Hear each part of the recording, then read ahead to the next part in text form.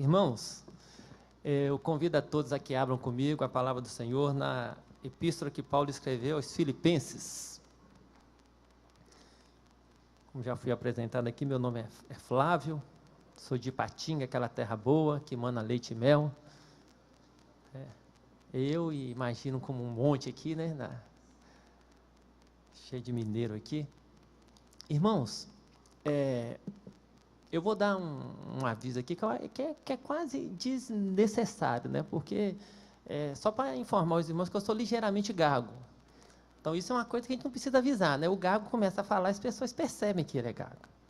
Né? Só para os irmãos não acharem que, de repente, eu estou muito nervoso. Não, eu sou gago mesmo, tá bom?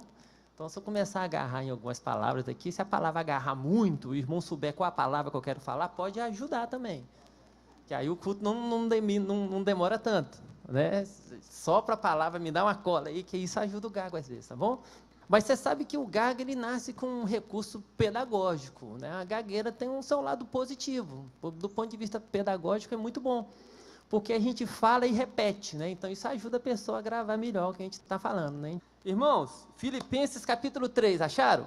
Diz assim, a partir do versículo 2 até o 16, acautelai-vos dos cães, acautelai-vos dos maus obreiros, acautelai-vos da falsa circuncisão, porque nós é que somos a circuncisão, nós que adoramos a Deus no Espírito, e nos gloriamos em Cristo Jesus, e não confiamos na carne. Bem que eu poderia confiar também na carne, se qualquer outro pensa que pode confiar na carne, eu ainda mais. Circuncidado ao 8º dia, da linhagem de Israel, da tribo de Benjamim, hebreu de hebreus, quanto à lei, fariseu, quanto ao zelo, perseguidor da igreja, quanto à justiça que há na lei, irrepreensível. Mas o que para mim era lucro, isto considerei perda por causa de Cristo. Sim, deveras considero tudo como perda, por causa da sublimidade do conhecimento de Cristo Jesus, meu Senhor, por amor do qual perdi todas as coisas, e as considero como refúgio, para conseguir Cristo e ser achado nele, não tendo justiça própria que procede de lei, senão a que é mediante a fé em Cristo, a justiça que procede de Deus, baseada na fé, para o conhecer, e o poder da sua ressurreição, e a comunhão dos seus sofrimentos, conformando-me com ele na sua morte, para de algum modo alcançar a ressurreição dentre os mortos. Não que eu o tenha já recebido, ou tenha já obtido a perfeição, mas prossigo para conquistar aquilo para o que também fui conquistado por Cristo Jesus.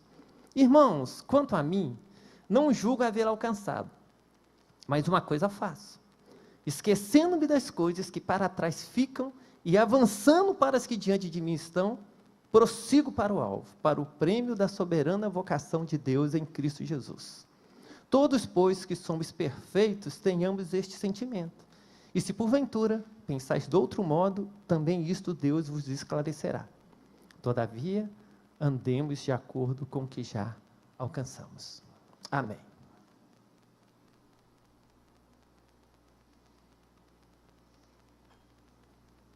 Irmãos, eu penso que quase todos aqui, se não todos, conhecem aquele cantor de uma banda de rock irlandesa, do U2, o Bono. Eu queria mencionar algo que eu vi num vídeo dele que está postado no YouTube. Diz algo interessante. E o fato de eu citá-lo, não estou de forma alguma transformando em uma autoridade, em um profeta do nosso tempo, não.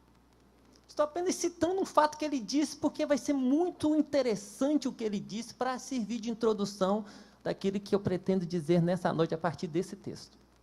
Tem uma entrevista lá.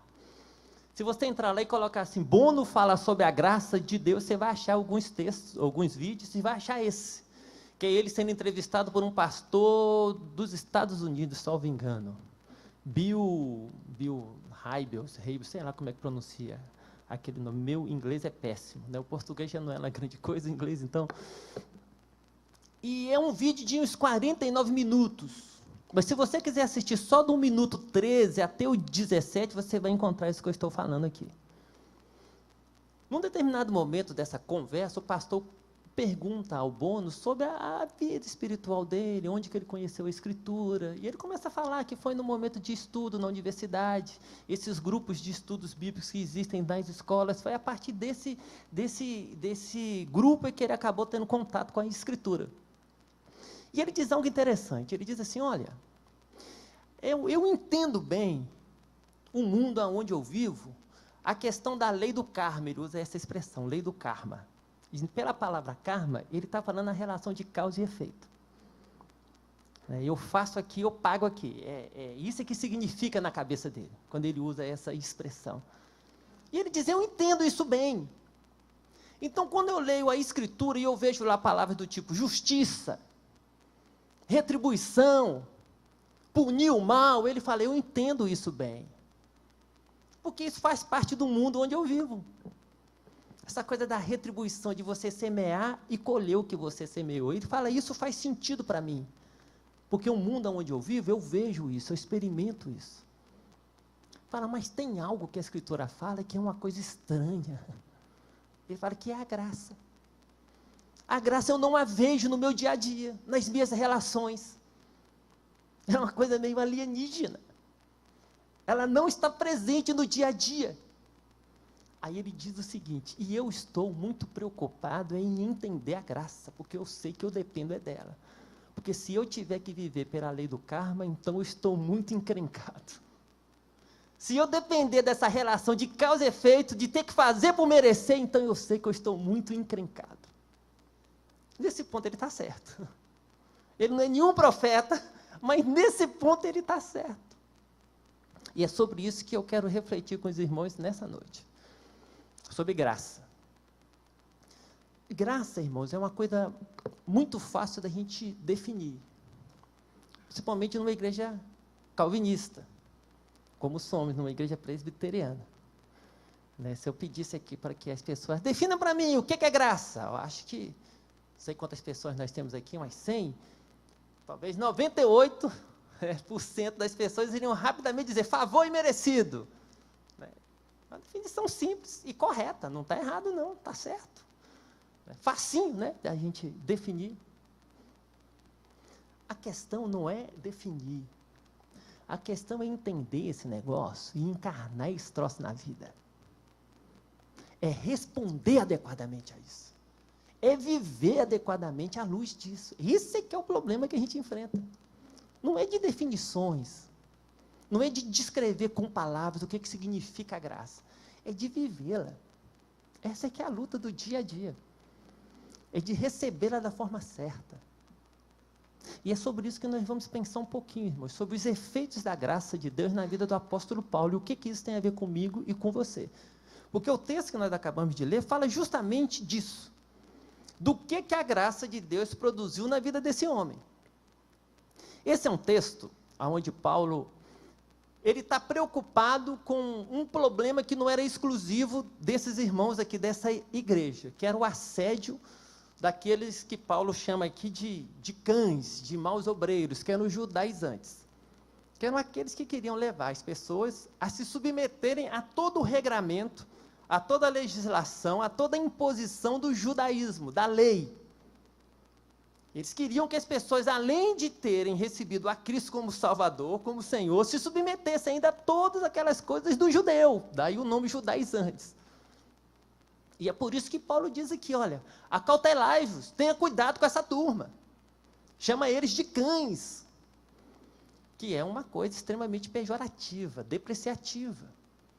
Para o judeu chamar alguém de cão, ele estava xingando o indivíduo. Estava rebaixando o indivíduo. Isso não é um elogio, isso é uma agressão verbal violenta na boca de um judeu. E é isso que Paulo está dizendo dessa turma. E ele diz muito claro, ele diz, olha, eles são a falsa circuncisão. Olha que o que está em jogo aqui é essa questão de judaizar o povo.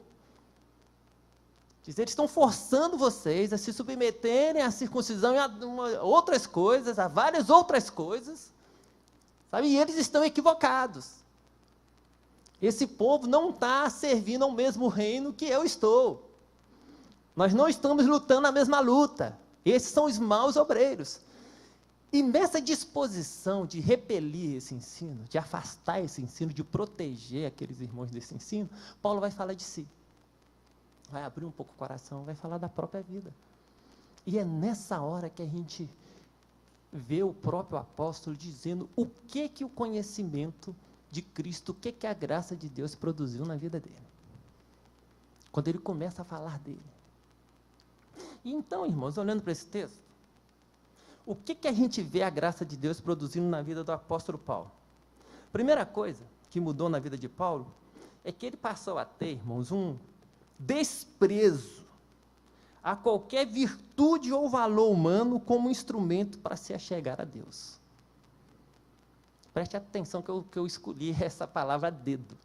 Ele passou a ter desprezo a qualquer virtude ou valor humano como instrumento para se aproximar, para se chegar a Deus, ou para ser aceito, reconhecido e valorizado por Ele. Olha o que o próprio Paulo diz aqui, dos versículos 4 a 9. Bem que eu poderia confiar também na carne. Se qualquer outro pensa que pode confiar na carne, eu ainda mais. A modéstia aqui passou longe, né?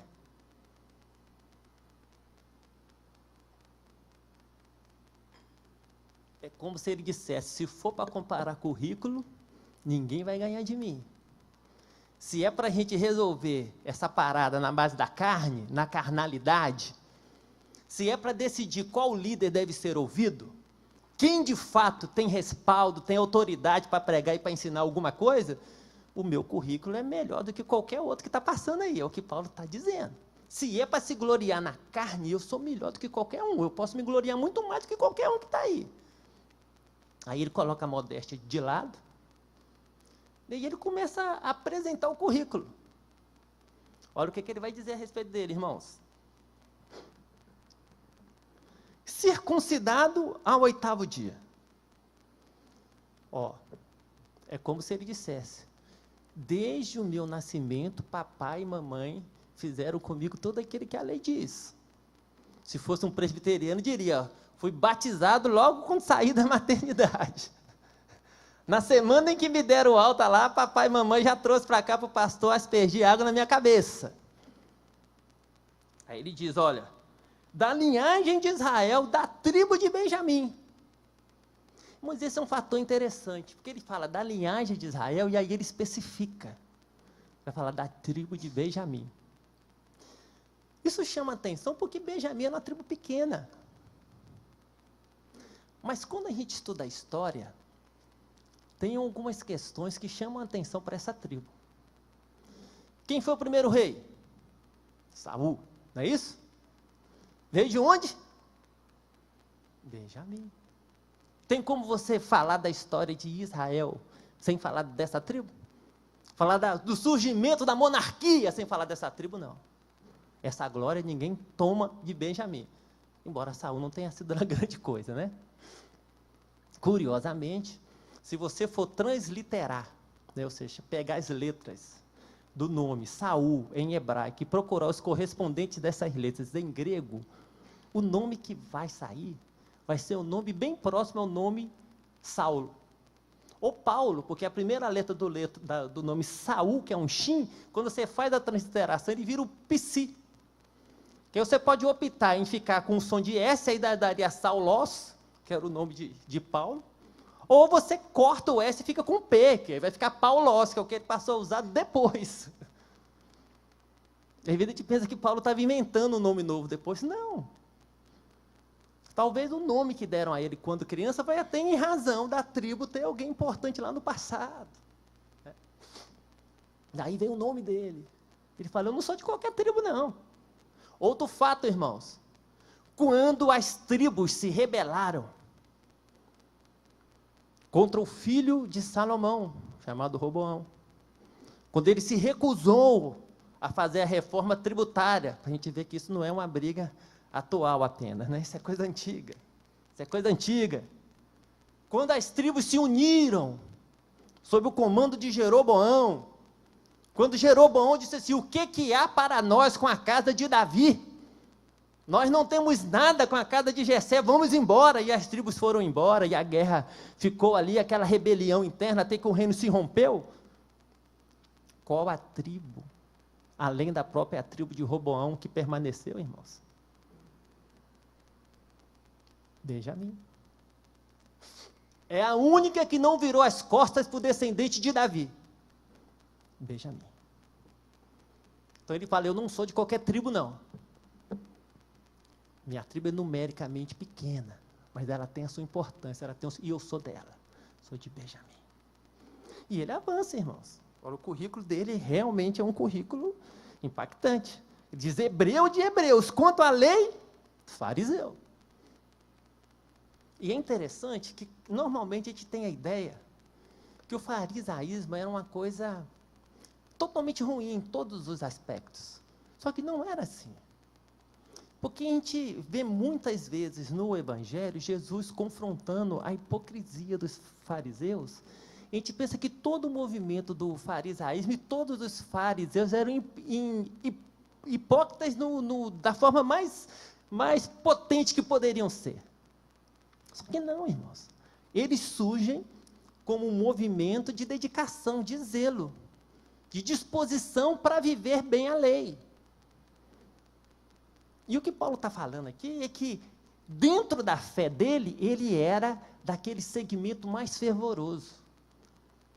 Falei, eu não era um judeu qualquer. Eu era um judeu que levava a sério. Eu era fariseu. Eu não era nominal. A fé para mim não era uma coisa, tá bom, tá legal, né? É bom a gente ter.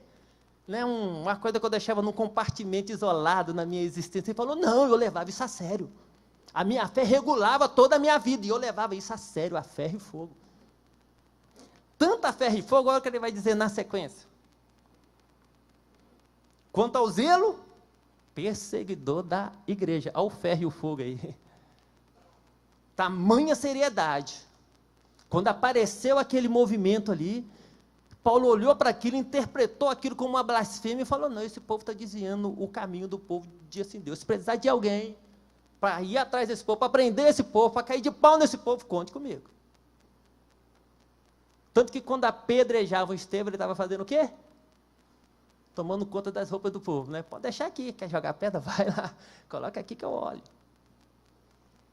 Estava ali. Fala, esse era eu. A fé para mim é coisa séria. Não passou a ser agora, não. Sempre foi, é o que Paulo está dizendo, irmãos. É o que ele segue, irmãos. Ele pode dizer, mas quanto à justiça que há na lei, irrepreensível. Quem é que pode dizer isso, irmãos? Ele dizia. Quanto à justiça que há na lei, irrepreensível. Olha o padrão moral desse moço.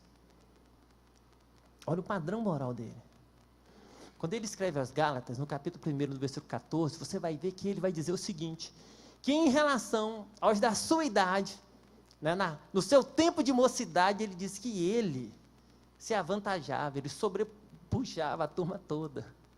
É como se ele dissesse, olha, na minha época, não tinha ninguém melhor do que eu, não. Salvo engano, foi John Stott que disse que, do seu tempo, Paulo deveria ser contado entre as 5 maiores mentes daquela época. Então, era um ser humano realmente cheio de atributos e de virtudes, de qualidades, de dons, de talentos. Invejável, do ponto de vista saudável, se é que existe alguma inveja boa. Era Paulo.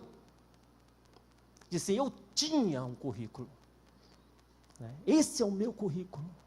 Eu era bom, eu era virtuoso. Eu tinha potencial. Eu tinha aptidão, eu tinha habilidade, eu fazia e acontecia, eu tinha disciplina, eu tinha origem, tinha tudo. Tinha tudo. Mas olha o que ele fez com isso tudo, irmãos.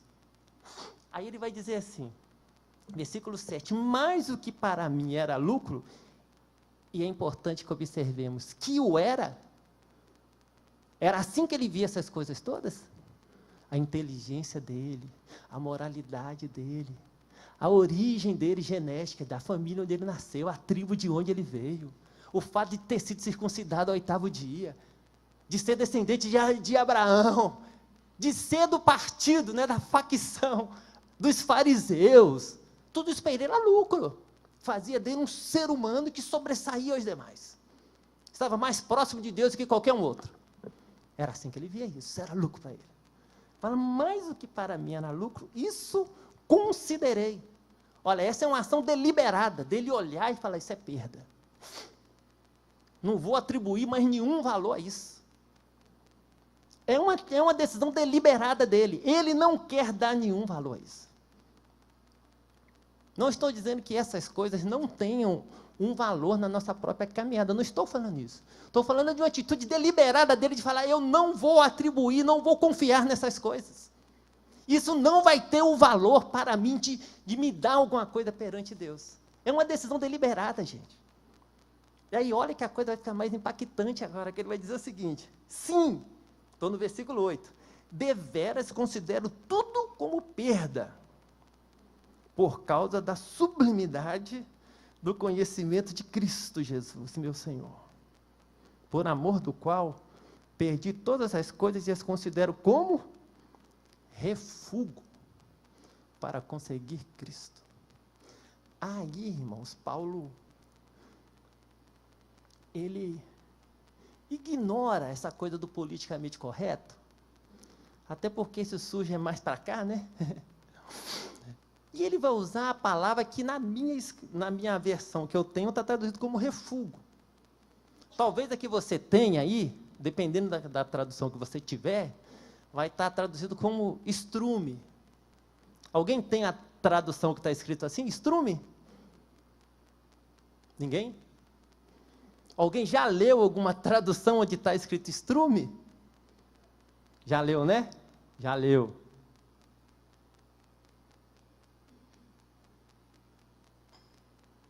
Irmãos, esse é um daqueles momentos onde nós, quando eu falo nós, eu falo da nossa família religiosa como um todo, nós somos mais preocupados com o polimento do que Deus foi.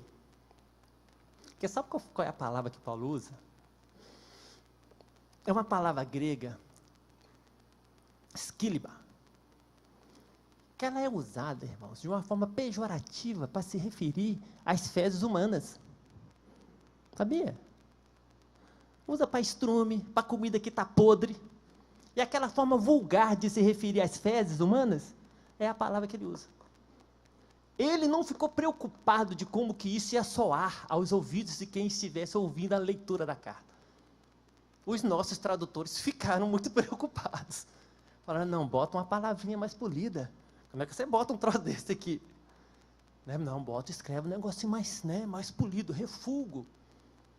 Aí a gente lê e pensa que Paulo está dizendo uma coisa assim, muito educada, muito polida. Mas ele quis ser agressivo. A intenção dele é a agressividade mesmo. Ele está dizendo, é assim que eu considero essas coisas. Quando eu escolho a polidez, eu perco a força do texto. Porque o que ele quer é ser agressivo. Ele quer dizer, olha, eu olho para essas coisas e eu as vejo dessa forma. Dessa forma.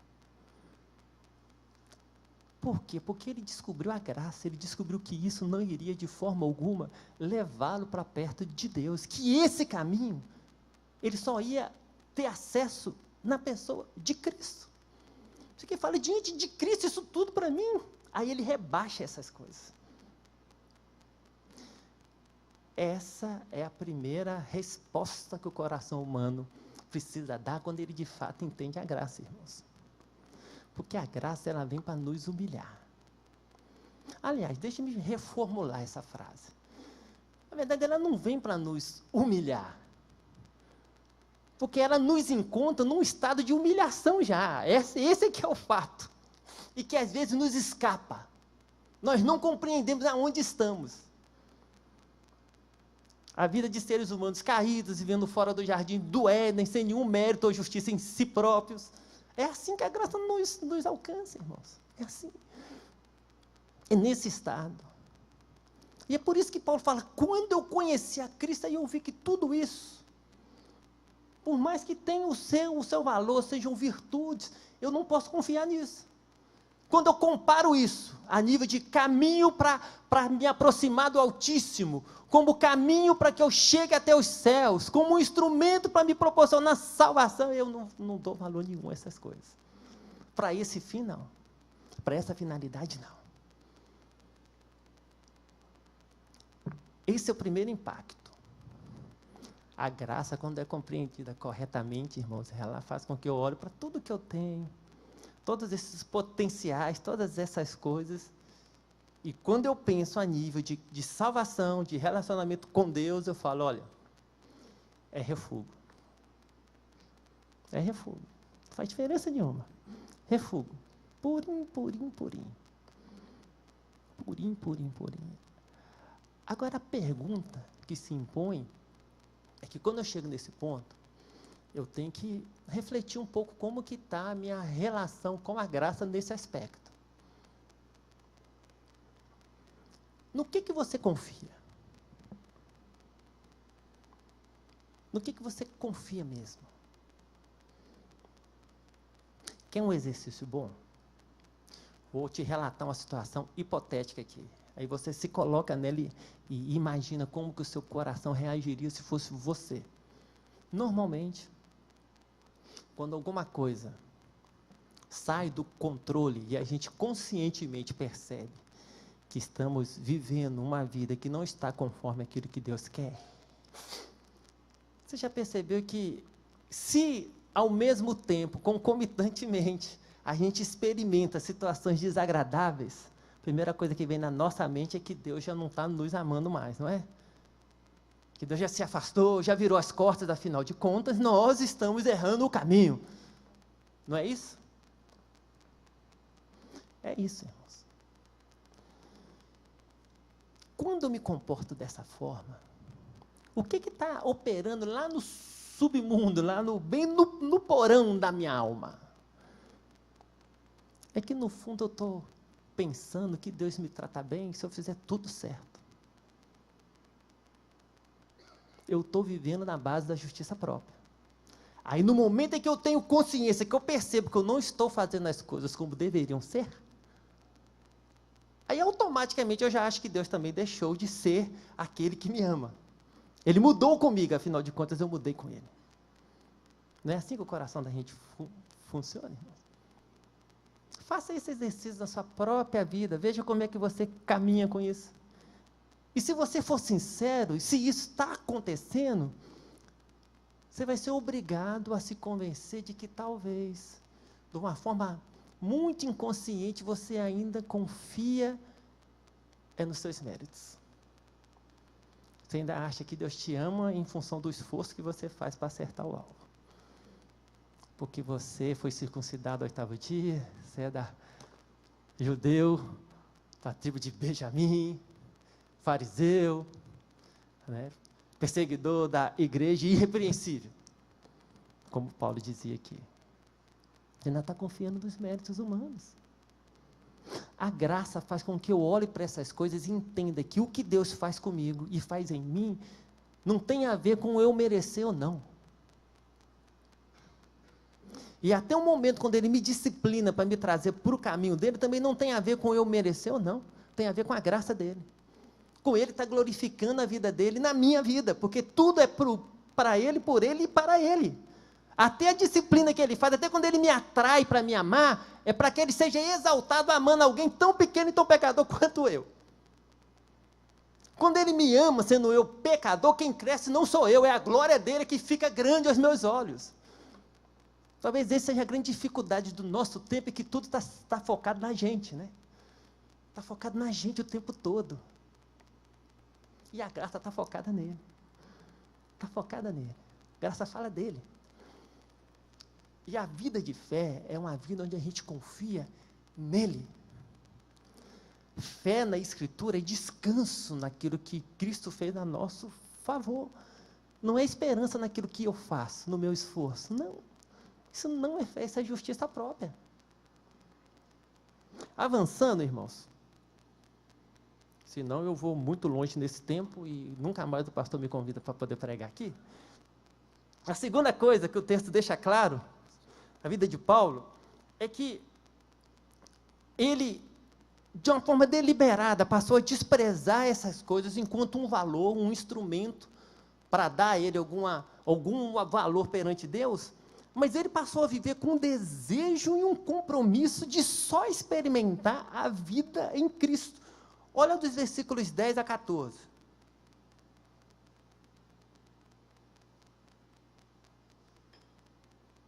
Olha o que o apóstolo diz.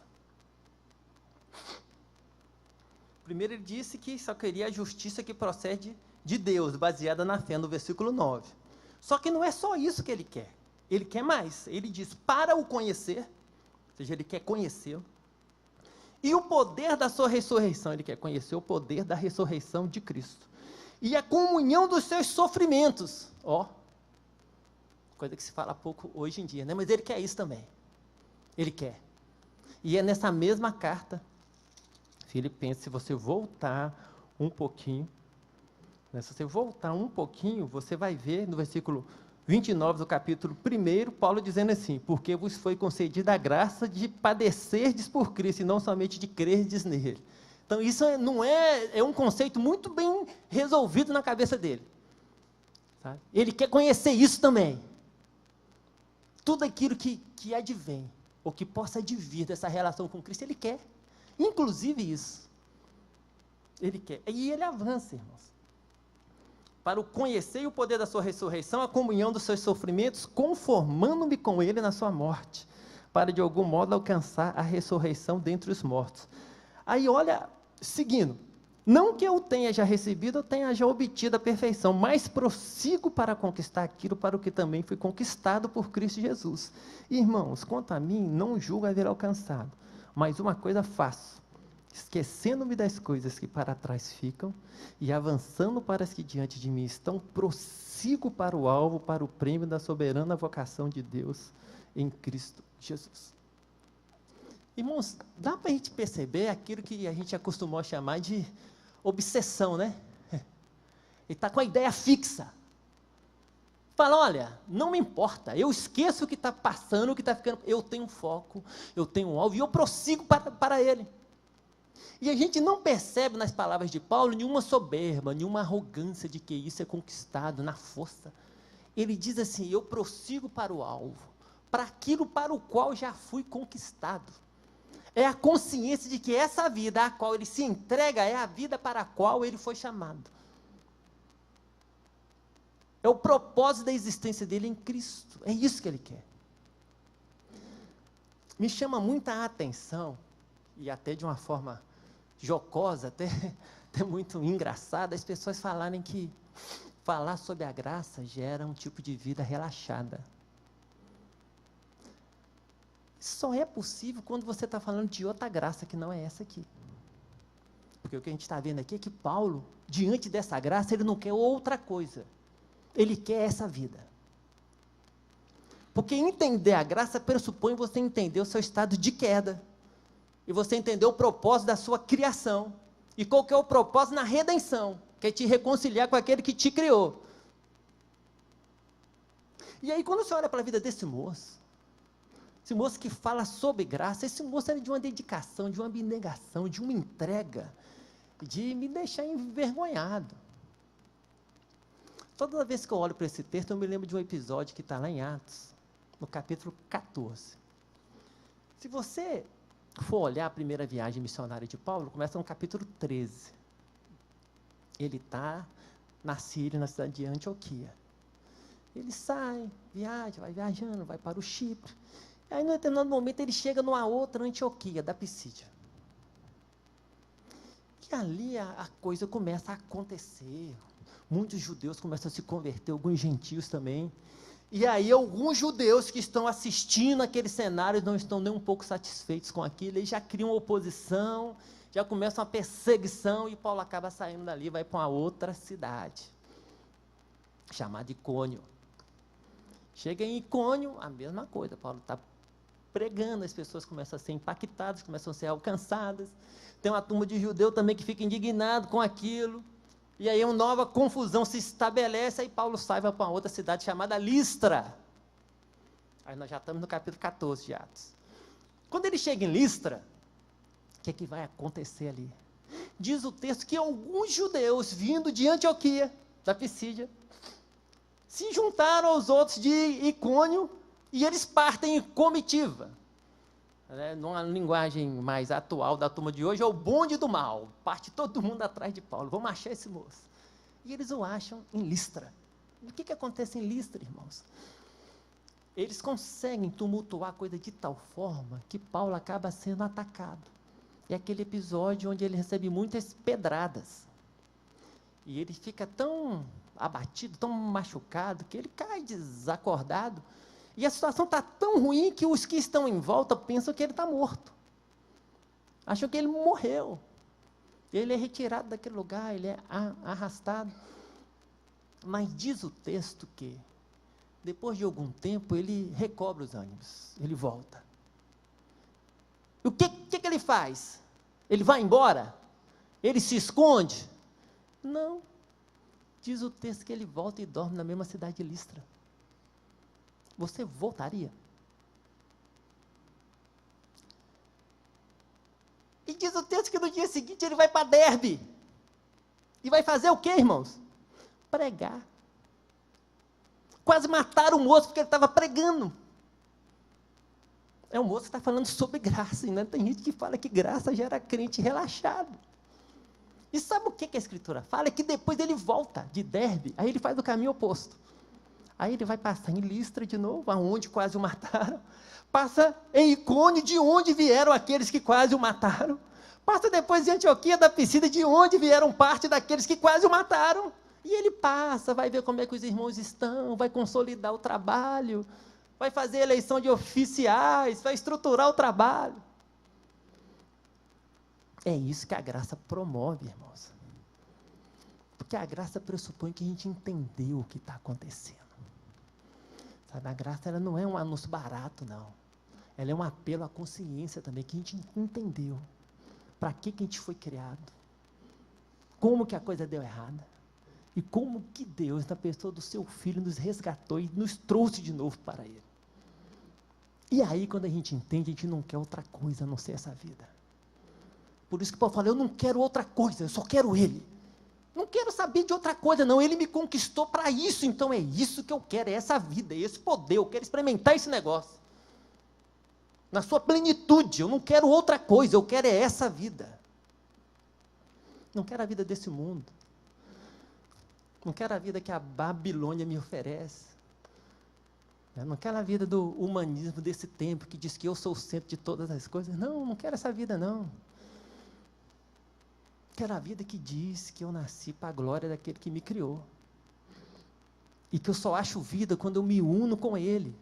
Porque Ele é a fonte da vida. Isso é entender a graça. E a graça tem que produzir isso na gente, irmãos.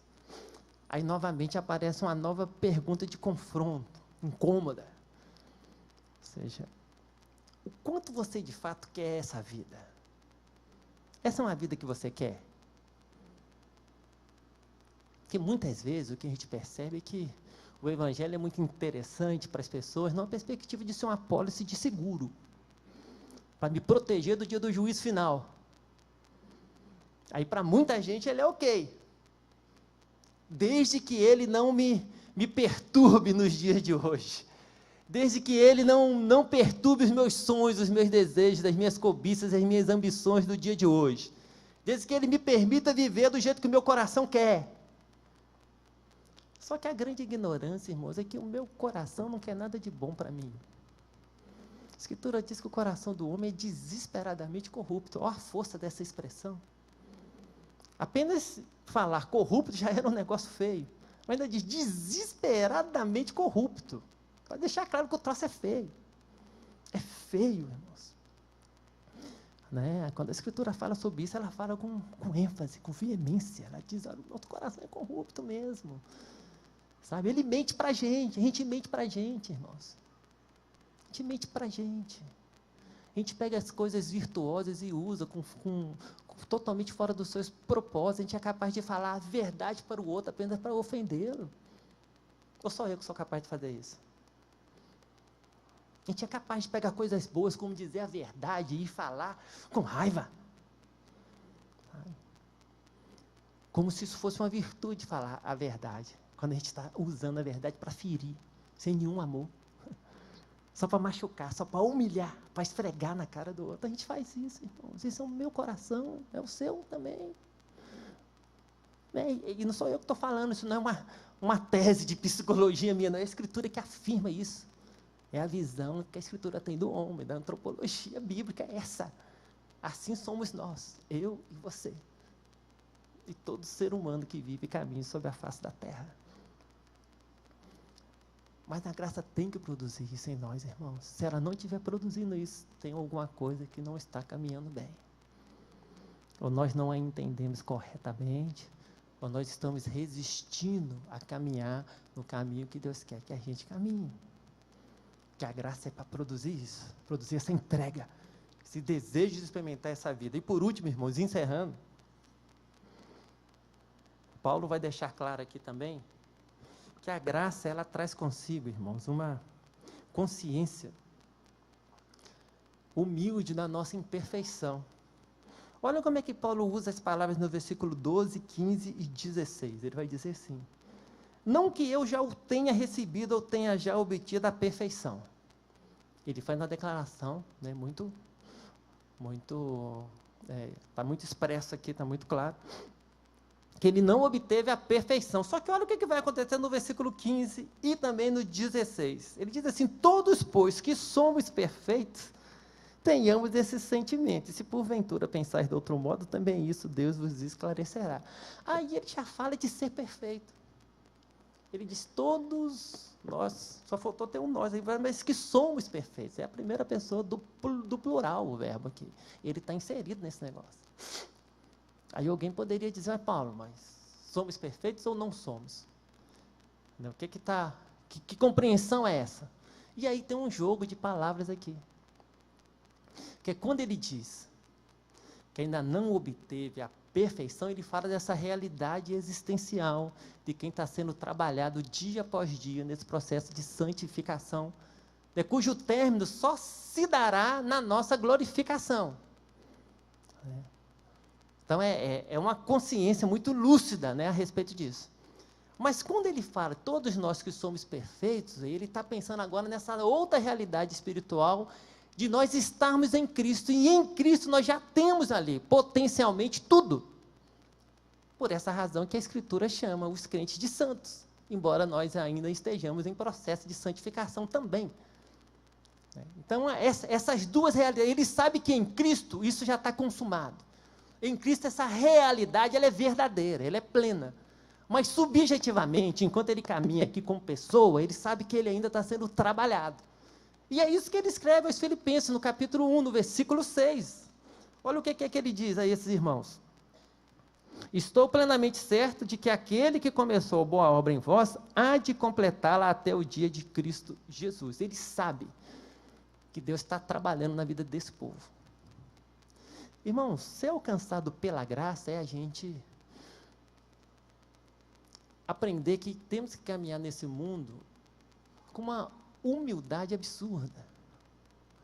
Porque o que a graça diz para mim, diz para você, que o que a gente tem mesmo, que está fazendo a diferença, que está nos aproximando do Altíssimo, que está nos introduzindo na presença dele, não é nosso, nos foi dado.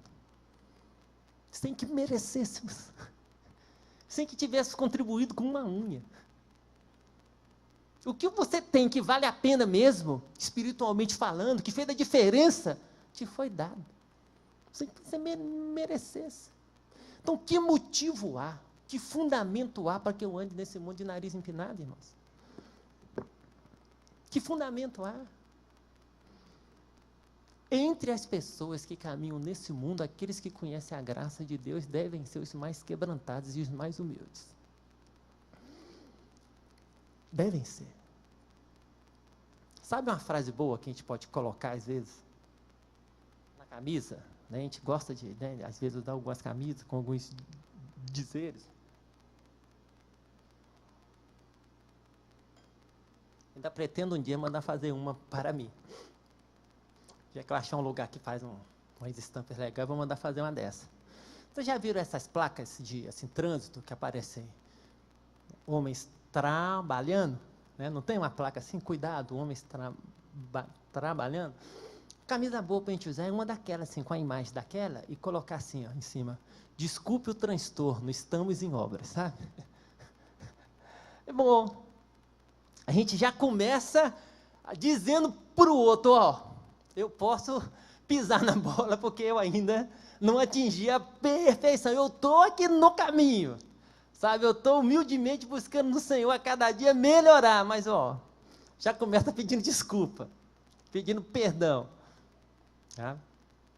Porque a gente precisa dessa consciência, esses somos nós, irmãos, e a graça, ela tem que produzir isso, tem que produzir isso. Então, um ser humano que se diz alcançado pela graça, mas que anda com arrogância nesse mundo, tem alguma coisa errada acontecendo. Tem. Não pode ser essa graça aqui. Essa graça, ela nos coloca no nosso devido lugar, irmãos. E o nosso lugar é embaixo, quebrantado, no pó, porque é lá que Deus nos alcançou. E é essa consciência que a gente precisa ter. Eu quero encerrar, irmãos, trazendo novamente a nossa conversa aqui, a frase do Simbono, que não é profeta, né, e não estou com isso de forma alguma dando a ele nenhum valor, apenas a nível de encerrar como iniciamos. Ele disse algo que é muito certo, né? E até um relógio quebrado pode acertar as horas 2 vezes ao dia, não é? Um relógio de ponteira, mesmo que ele esteja quebrado, ele ainda acerta horas 2 vezes ao dia. Ele disse naquela conversa que, olha, eu preciso entender a graça, porque eu sei que eu dependo dela. Se eu tiver que viver pela lei da justiça própria, eu estou terrivelmente encrencado. E é isso mesmo, irmãos. A gente precisa entender a graça, sabe? Para responder adequadamente a ela. A fé verdadeira é aquela que reconhece que a salvação é graça. É aquela que descansa de uma forma exclusiva naquilo que Cristo fez. Que não tem nenhuma presunção de acrescentar um fiapinho de cabelo, uma unha à obra de Cristo, mas descansa totalmente naquilo que Cristo fez. E sabe que aquele sacrifício foi eficaz, foi suficiente, está consumado, está resolvido. Mas, ao mesmo tempo, essa fé é uma fé que responde no dia a dia dessa forma aqui.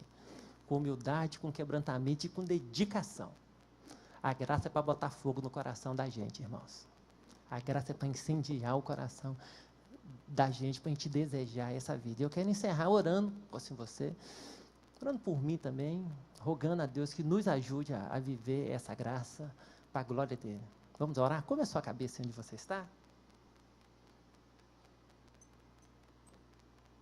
Senhor, nós te agradecemos mais uma vez pela bênção do Senhor sobre nós, de nos permitir estarmos juntos aqui, Deus.